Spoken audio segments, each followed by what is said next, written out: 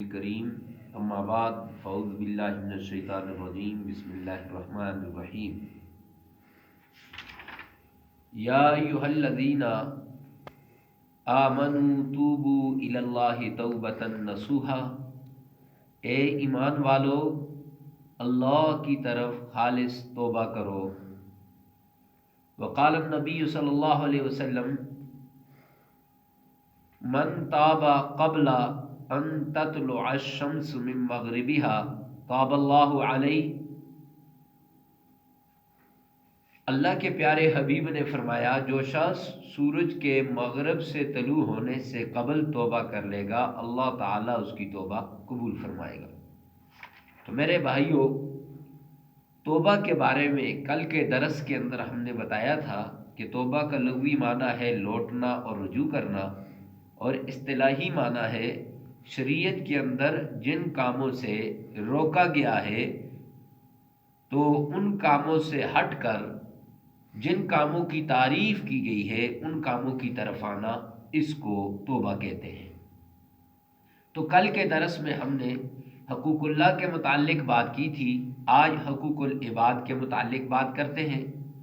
میں نے آپ کے سامنے قرآن مجید فرقان حمید کے 28ویں پارے کی سورہ تحریم کی آیت نمبر 8 تلاوت کی، جس میں اللہ سبحانہ و تعالیٰ فرماتے ہیں، اے ایمان والو اللہ کی طرف خالص توبہ کرو۔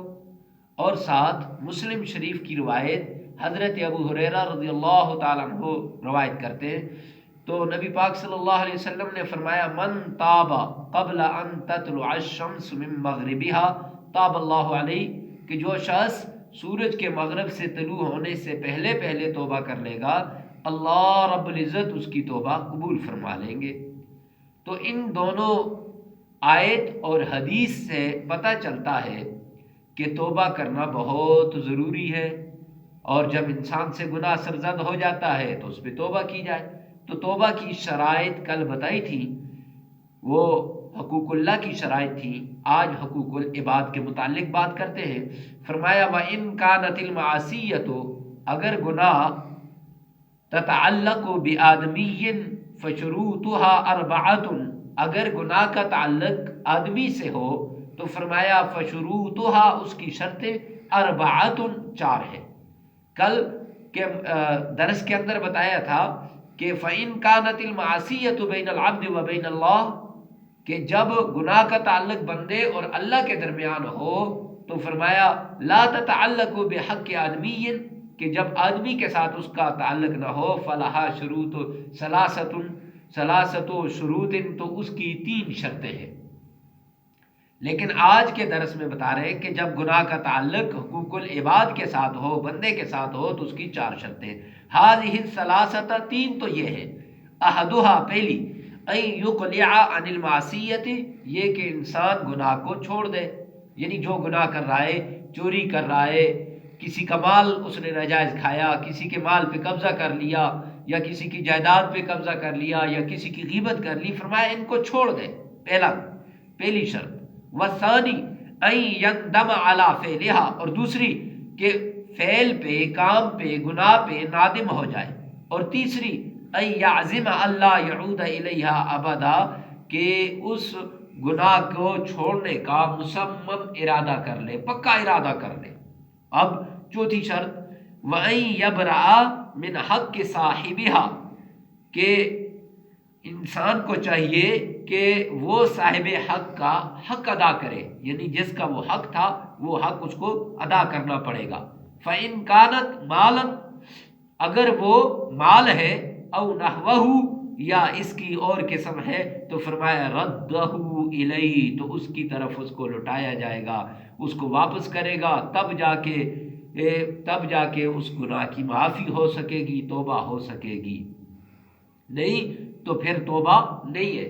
اور اگر کسی کی وَإِن كَانَتْ غِيبَةً، اگر کسی کی غیبت کی ہے، اِسْتَحَلَّهُ مِنْهَا، تو اس سے معاف کروانا پڑے گا۔ اگر معاف نہ کرایا تو پھر معافی نہیں ہوگی، اگر معاف نہ کرایا تو پھر قبر کے اندر جا کے اس کا حساب و کتاب دینا پڑے گا۔ اس لیے میرے بھائیوں فرمایا وَيَجِبَ أَن يَتُوبَ مِن جَمِيعِ الذُّنُوبِ، سارے گناہوں سے توبہ کر لو. یہ توبہ کرنا بہت ضروری ہے. اگر توبہ کر لی، اور توبہ کب تک انسان کر سکتا ہے؟ کون سا ایسا ٹائم ہے جس وقت تک انسان توبہ کر سکتا ہے؟ تو فرمایا ان اللہ عز وجل، اللہ سبحانہ و تعالیٰ فرماتے یقبل توبۃ العبد ما لم یغرغر، کہ اس وقت تک انسان توبہ کر سکتا ہے جب تک اس پر عالم نزع طاری نہ ہو. یعنی عالم نزع سے پہلے پہلے انسان توبہ کر سکتا ہے. یہ حدیث اس کو امام ترمذی نے اپنی جامع کے اندر جگہ دی ہے. تو فرمایا توبہ کا وقت نزع سے پہلے پہلے اپنے رب سے مانگ سکتا ہے. اور میرے رب نے فرمایا کہ جو آدمی میرے در پہ آ کے توبہ کرے گا میں اس کی توبہ کو قبول کروں گا. نہیں تو انسان یہ جو گناہوں کے اندر پڑا ہوا ہے، دنیا کی لالچ میں پڑا ہوا ہے، تو یہ دنیا کی لالچ کے اندر اپنے رب کو بلا رہا ہے. میرے رب تو فرماتے آ جا میرے در پہ، آ جا میرے در کے اوپر، مجھے راضی کر جا، میرے در پہ آ جا، میرے در پہ آ کے جھک جا، مجھ سے اپنے گناہوں کی معافی مانگ لے، معاف کر دوں گا.